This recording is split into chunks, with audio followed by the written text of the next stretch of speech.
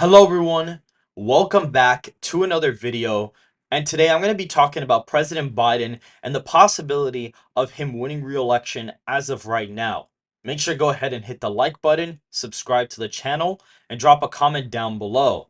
And so, what's quite interesting is in the last election, Joe Biden won against President Donald Trump in 3 swing states by a combined 40,000 votes, which was within a plus 150 million votes casted. So this election was within razor thin margin, literally less than a percentage point of voters basically decided the election. This was probably even relatively as close as the 2000 election, where Florida was decided by around 500 votes essentially.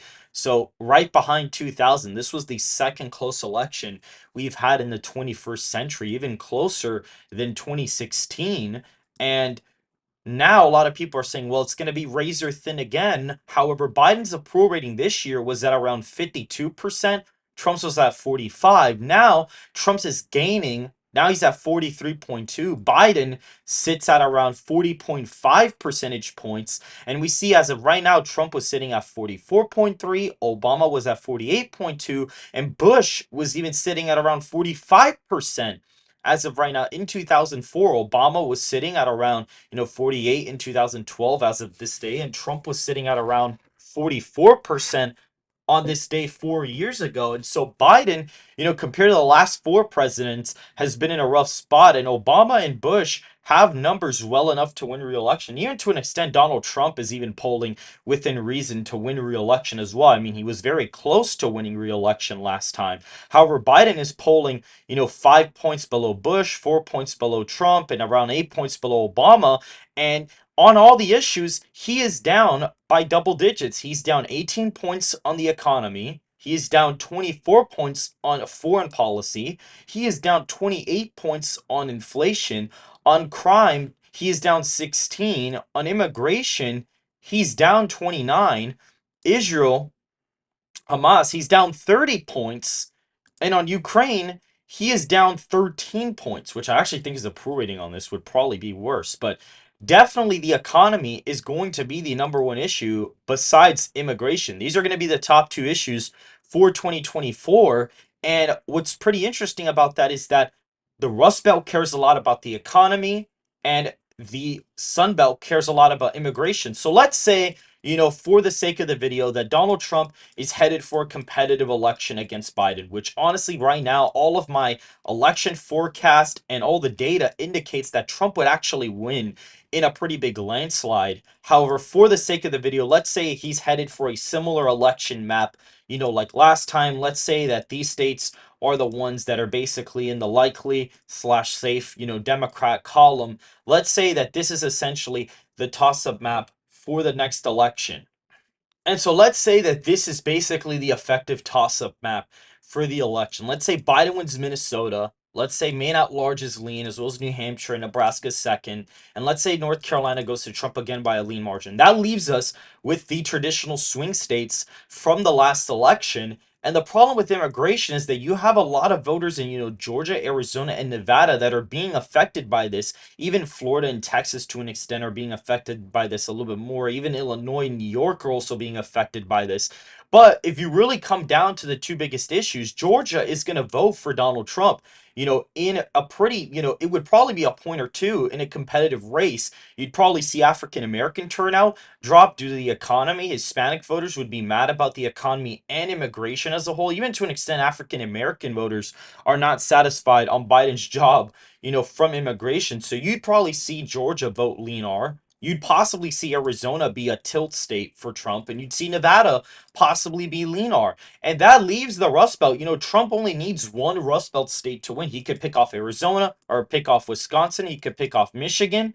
He could pick off Pennsylvania. He's got multiple paths. He doesn't even need Arizona and Nevada. If he gets Pennsylvania, he's already the next president of the United States. So his path to victory is significantly larger than before. Now, if, let's say Trump's base doesn't turn out because of their suspicions due to magic tricks that, could happen with the votes or, certain things. Let's say the whole convicted felon thing really sticks, which I don't think would be the case. You may see him lose in Michigan, Pennsylvania, and Arizona.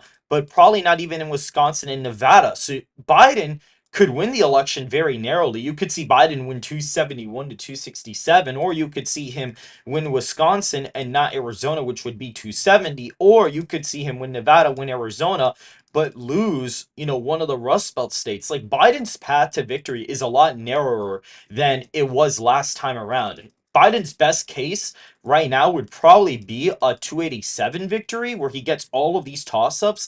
But I don't even see him possibly even winning Georgia. I just think the demographics there are too bad for him. And in the midterms, Republicans that were not Herschel Walker performed very well. Herschel Walker was just a very mediocre candidate to run against an incumbent senator. And despite all of that, the incumbent senator was barely ahead in the first round of the voting in Georgia. He barely beat Herschel Walker in the first round of voting. And so that is very telling that a very mediocre Republican candidate barely lost to an incumbent Democratic senator. And so looking at this, you're seeing a huge shift, in the electorate where Biden's path to victory is way smaller than Trump's, and Biden's approval rating is down quite significantly. Even from a couple years back, he is down a lot. He is down very significantly in approval rating. Literally at the beginning of 2021, his approval rating was plus 18. And now it's the exact opposite. It's almost the exact opposite as of the last cycle. And so you're seeing a huge shift in the electorate. And Donald Trump has not really lost any support. He currently sits at around a 43% approval rating. And that's before the verdict. If he gains an approval from the verdict, which all polling indicates he probably would, in my previous video, I covered a Harris X poll that has him benefiting from the verdict, and the poll was taken from the 30th to the 31st of May. So it was right after the verdict, fresh off the verdict, and you see he was gaining there, and he may possibly gain a couple of points in polling data. So this is not going to reflect well on Biden whatsoever. So my personal opinion is that Biden can theoretically still win the election, but it would have to take something very serious for him to be able to win the election. He would have to get extremely lucky in order to even win, because Trump leads the aggregate by 2.2%. As of right now, Biden was ahead by 6.8 percentage points in the aggregate. So Trump is netted 8 points ahead of where he was here, and actually he's even ahead of more than that. And right now you can see this percentage for Biden is sitting around his approval rating.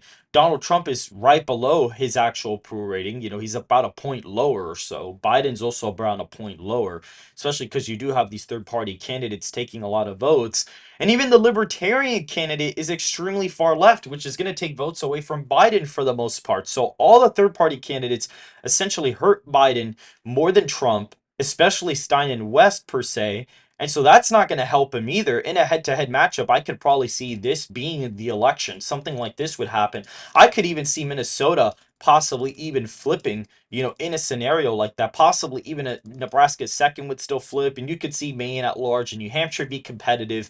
However, now with third-party candidates, you're seeing all of these swing states shift into the likely Republican column. You're seeing all of this very big hemorrhaging of votes in Texas, Florida, Ohio, and Iowa shift into safe territory. Oregon, Washington are likely. You even see a state like New Mexico go lean Republican. Alaska's safe. Minnesota's lean R. Nebraska's second even goes likely. And you even see a state like Maine at large be very, very close. New Hampshire flips.